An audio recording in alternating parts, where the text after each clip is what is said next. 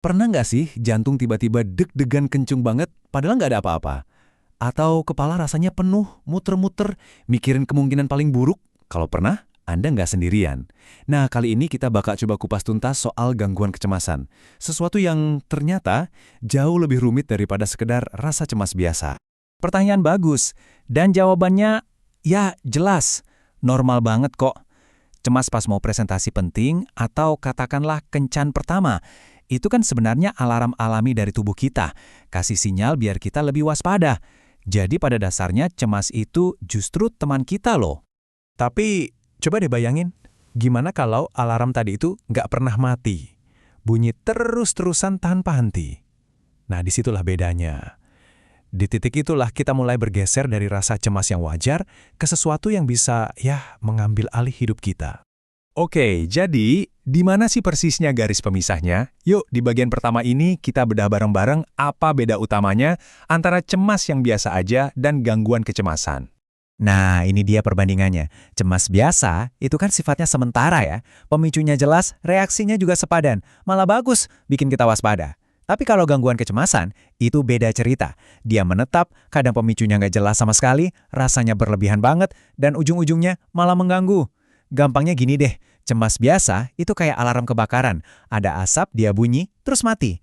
Kalau gangguan kecemasan, alarmnya bunyi terus-terusan padahal nggak ada api sama sekali. Bukannya melindungi, malah melumpuhkan. Jadi intinya begini, ketika rasa gelisah dan khawatir itu udah berlebihan banget, nggak hilang-hilang, dan yang paling penting, mulai mengganggu aktivitas sehari-hari, entah itu kerjaan, sekolah, atau hubungan sama orang lain, nah di saat itulah kondisi ini disebut gangguan kecemasan. Terus mungkin kita bertanya-tanya, kok bisa sih ini terjadi? Kenapa ada orang yang mengalaminya? Ternyata ini bukan masalah yang simpel loh, akarnya tuh kompleks banget. Yuk kita coba gali lebih dalam. Biasanya, para ahli melihatnya dari dua sisi utama. Yang pertama, faktor biologis, alias apa yang terjadi di dalam tubuh kita.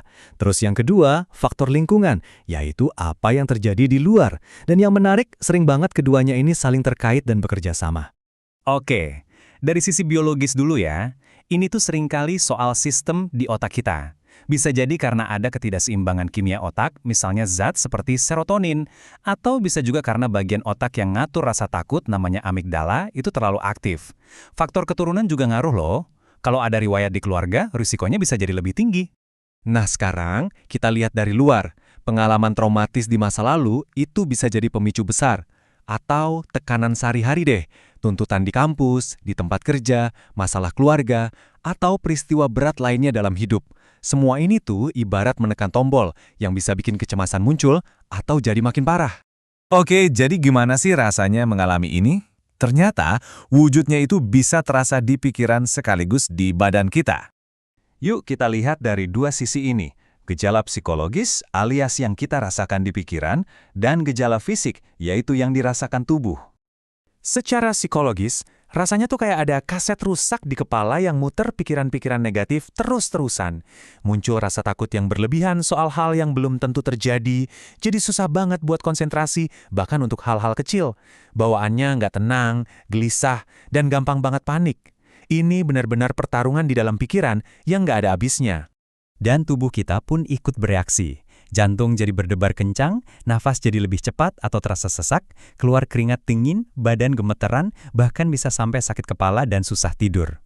Ini tuh persis kayak model lawan atau lari di tubuh kita lagi aktif terus-terusan, padahal ya nggak ada bahaya nyata di depan mata. Nah, kutipan ini pas banget buat ngegambarin yang namanya serangan panik atau panic attack. Ini adalah puncak dari kecemasan. Bayangin, tiba-tiba muncul rasa takut yang luar biasa hebatnya, diikuti gejala fisik yang dahsyat, padahal nggak ada bahaya sama sekali. Banyak yang bilang rasanya kayak mau kena serangan jantung, atau bahkan meninggal, saking intensnya. Oh ya, penting juga buat kita tahu kalau gangguan kecemasan ini istilah payung loh. Di bawahnya itu ada macam-macam jenisnya. Ada yang namanya gangguan kecemasan umum atau GAD, di mana orang bisa khawatir soal, hampir semuanya. Ada juga gangguan kecemasan sosial, yang bikin situasi sosial itu terasa menakutkan banget. Masing-masing punya fokus kekhawatiran yang beda-beda. Nah, sekarang gimana sih dampak semua ini ke kehidupan sehari-hari? Karena ini bukan cuma soal perasaan, tapi benar-benar berpengaruh ke banyak hal. Dampaknya bisa terasa banget setiap hari. Konsentrasi jadi buyar, jadi malas ketemu orang, dan akhirnya sering menghindari acara kumpul-kumpul. Rasanya tuh capek banget secara mental. Kayak energi udah habis padahal baru mulai hari. Lama-lama ini bisa bikin prestasi menurun dan muncul perasaan nggak berdaya. Perlahan-lahan, ini bisa bikin orang merasa sangat terisolasi dan sendirian. Dan ini poin yang super penting untuk kita semua pahami. Ini bukan sekedar kebanyakan mikir atau overthinking biasa. Ini bukan kelemahan karakter. Ini adalah kondisi medis yang nyata, yang serius, sama nyatanya kayak diabetes atau asma. Jadi ini butuh perhatian dan penanganan yang serius juga. Tapi, dan ini kabar baiknya, di tengah semua ini selalu ada harapan. Yang paling penting untuk diingat adalah gangguan kecemasan itu bisa ditangani. Yuk kita lihat langkah-langkah apa aja yang bisa membawa kita ke arah pemulihan. Ada beberapa jalan yang bisa ditempuh. Misalnya, lewat terapi psikologis seperti CBT, yang intinya bantu kita melatih ulang pola pikir.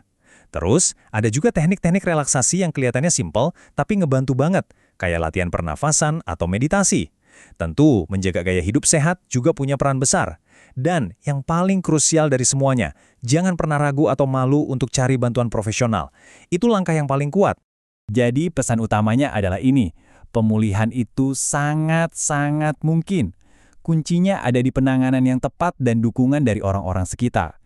Dengan bantuan yang benar, seseorang bisa banget belajar untuk mengelola gejalanya dan kembali menjalani hidupnya dengan penuh. Nah, sebagai penutup, saya meninggalin satu pertanyaan buat kita renungkan bersama. Setelah kita tahu semua ini, kira-kira apa ya satu hal kecil aja yang bisa kita lakukan sebagai teman, keluarga, atau rekan kerja untuk menciptakan lingkungan yang lebih mendukung bagi mereka yang sedang berjuang melawan kecemasan? Coba kita pikirkan. Terima kasih sudah menyimak.